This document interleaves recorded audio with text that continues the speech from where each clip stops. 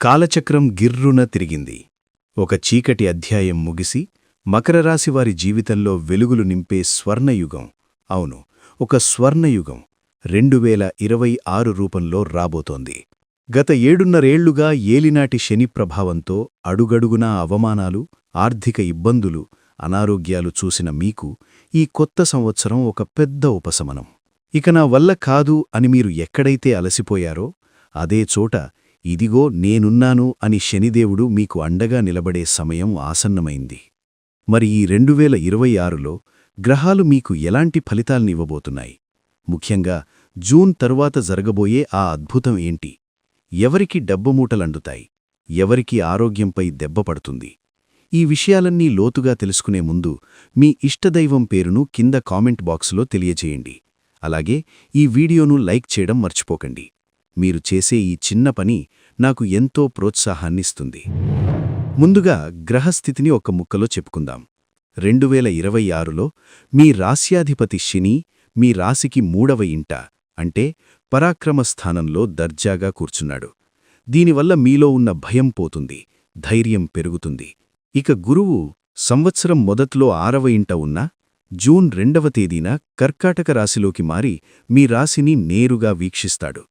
కాని ఇక్కడ ఒక చిన్న హెచ్చరిక: రాహువు 2వ ఇంట, కేతువు 8వ ఇంట ఉండడం వల్ల కొన్ని విషయాల్లో మీరు చాలా జాగ్రత్తగా ఉండాలి. అవేంటో ఇప్పుడు వర్గాల వారీగా క్లియర్గా చూద్దాం. మొదటగా వ్యాపారస్తుల విషయానికొస్తే 2026 మీకొక టర్నింగ్ పాయింట్. ముఖ్యంగా జూన్ నెల తర్వాత మీ వ్యాపారం జెట్ స్పీడ్తో దూసుకెళ్తుంది. కొత్త పార్ట్నర్స్ వస్తారు. పెండింగ్లో ఉన్న ప్రాజెక్టులు పట్టాలెక్కుతాయి. రియల్ ఎస్టేట్, ఐరన్, సిమెంట్ వ్యాపారులకు ఇది పట్టిందల్లా బంగారమే. అయితే రాహువు ధనస్థానంలో ఉన్నాడు కాబట్టి చేతికొచ్చిన డబ్బు వచ్చినట్టే ఖర్చయిపోయే ప్రమాదం ఉంది. అందుకే క్యాష్ మేనేజ్మెంట్ దగ్గర జాగ్రత్త సుమా. ఇక ఉద్యోగస్తులకు గతంలో మీ పనికి గుర్తింపు రాలేదని బాధపడ్డారు కదా, ఆ రోజులు పోయాయి. ప్రమోషన్లు, శాలరీ పెంపు ఖాయం. అయితే మే నెల వరకు ఆఫీస్ పాలిటిక్స్ కొంచెం ఇబ్బంది పెట్టవచ్చు. మీ కొలీగ్స్ మీ గురించి తప్పుడు ప్రచారం చేసినా భయపడకండి, అంతిమ విజయం మీదే. ముఖ్యంగా టెక్నాలజీ రంగంలో ఉన్నవారికి విదేశీ అవకాశాలు గట్టిగా ఉన్నాయి. ఇక్కడొక శుభవార్త, ఒక హెచ్చరిక ఉన్నాయి.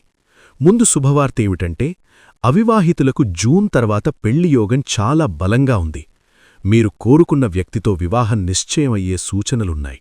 కాని ఇప్పటికే పెళ్లైన వారికి లేదా ఉమ్మడి కుటుంబంలో ఉన్నవారికి రాహువు వల్ల నోటి దురుసు, అంటే మాట తూలే అవకాశం ఉంది. మీ మనసులో ఒకటి ఉంటే బయటకు మరొకటొస్తుంది. చిన్నమాటే పెద్ద గొడవగా మారుతుంది. అందుకే కోపం వచ్చినప్పుడు కాస్త మౌనంగా ఉండటం శ్రేయస్కరం. ఇక విద్యార్థుల విషయానికొస్తే ఇది కష్టే ఫలీకాలం. అదృష్టం మీద ఆధారపడితే కుదరదు. శనిదేవుడు మిమ్మల్ని గమనిస్తున్నాడు. మీరు ఎంత కష్టపడితే అంత ఫలితం ఉంటుంది. కాంపిటిటివ్ ఎగ్జామ్స్ రాసేవారికి ఇది గోల్డెన్ టైం. కాని చిన్నపిల్లలు చదువు కన్నా ఫోన్లు, ఆటల మీద ధ్యాస మళ్లించే అవకాశం ఉంది. తల్లిదండ్రులు కాస్త గమనిస్తూ ఉండాలి. అతి ముఖ్యమైన విషయం ఫ్రెండ్స్, ఇక్కడే మీరు అప్రమత్తంగా ఉండాలి. డబ్బు వస్తుంది, పేరు వస్తుంది, కాని ఆరోగ్యమే మహాభాగ్యమని మీరు గుర్తుంచుకోవాలి.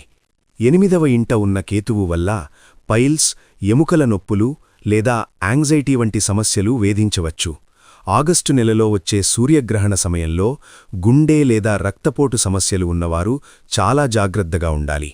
జంక్ ఫుడ్ తగ్గించి సాత్విక ఆహారం తీసుకోవడం ఉత్తమం.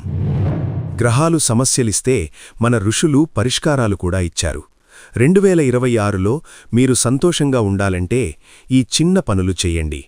మొదటిది, మంగళవారం నాడు సుబ్రహ్మణ్య స్వామికి గరిక సమర్పించండి. రెండవది, రాహుకాలంలో దుర్గాదేవికి నిమ్మకాయ దీపం పెట్టండి.